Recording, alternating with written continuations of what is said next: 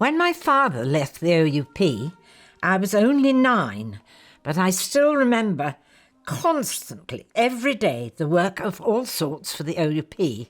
His writings, his radio broadcasts, the playing of records for reviews, concerts to attend, and performers and conductors to interview in the green rooms. Phone calls in and out every day. Numerous visits from famous musicians, many of whom played our pianos. The things he liked doing were playing Patience at his desk in his office, and very, very occasionally I was invited to play Patience with him. He also did the Times crossword every day in the bath. He always had a bath every morning, and he did the Times crossword, fortunately leaving the Telegraph for my mother to do. But what he really loved to do with his work was English songs. And in this connection, he met my mother, who came looking for songs to include in her recitals at Wigmore Hall and other places. She sang in the Queen's Hall, of course, which was bombed in the war. He took to her immediately. He adored her. And they were married on July the 20th, 1927. And she loved the songs that he sold, so she used them in her concerts. The other thing he liked very much was typography. He liked things to be designed well, and my brother Christopher inherited this from him. And when my brother went into printing, my father was very pleased. That was in about 1948. He wanted to do his very best for the OUP composers. They became his friends. English composers had had a difficult time because they had to go to Germany mostly for their publishers. And certainly they weren't as sympathetic, empathetic as my father was to them. And so with the advent of the OUP Music Department, he had an influx of new composers, and the word got round, obviously. He wanted to give them someone who would understand them. And he wanted different categories of composers.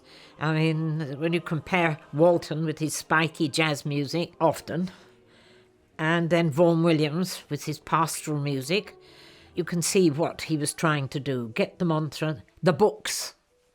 And he was successful in that. But he couldn't forecast whether they would produce gold for the OUP. I mean, you can't be psychic, can you? One has to remember that my father was very young, only 24, when he took over and started the OUP Music Department. He was not only very academic, but also very mature in some ways, surrounded as he was by many older siblings. He and Walton were of the same age. They were experiencing the jazz age. The post-World War I audiences enjoyed the lively, spiky music that was prevalent in the 20s. Walton, of course, produced some very lively music in many pieces, but particularly, of course, in Belshazzar's Feast, one of my favourites.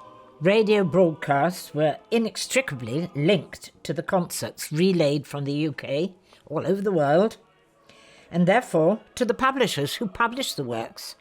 My father gave a very large number of broadcasts about music he'd published. In the years 1932 to 1952, he gave 457 broadcasts. And he had first perhaps seen some of the music and seen the musicians in manuscript. He loved playing records and reviewed lots and lots of new ones for the Gramophone magazine.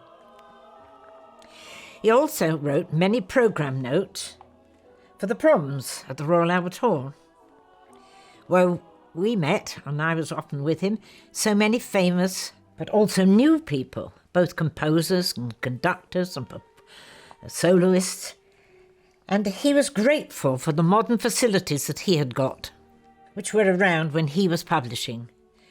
I wonder what he would have made of modern technology of today. I've already said that Walton and my father were enjoying the jazz age together. They were great friends. Facade, both the music and the quirky poetry of Edith Sitwell, were great favourites. William Walton met me, though I didn't know about it, when I was less than a week old.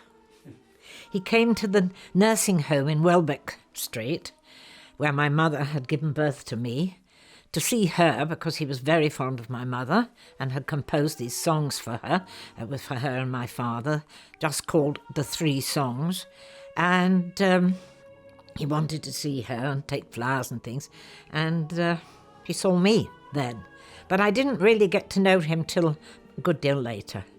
My father could easily get on the wavelength of composers who were totally different, such as Peter Warlock or Vaughan Williams. More than once, Ralph Vaughan Williams mentioned that he had become Hubert's son and that Hubert had become his father. However, Ralph became like a grandfather to me, and many other times I sat on his knees when I went to his house for the singery, a choir that they had had.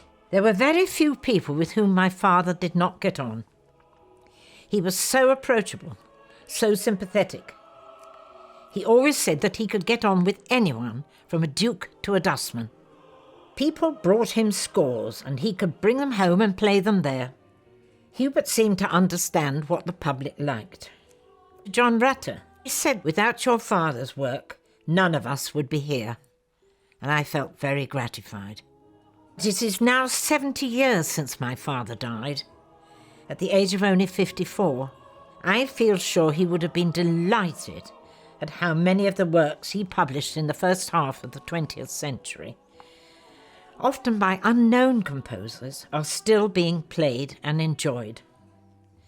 He would have been very gratified that his judgments had been correct. But I also know that he would have extreme pleasure at the number of new composers who've been taken on by the OUP and are flourishing.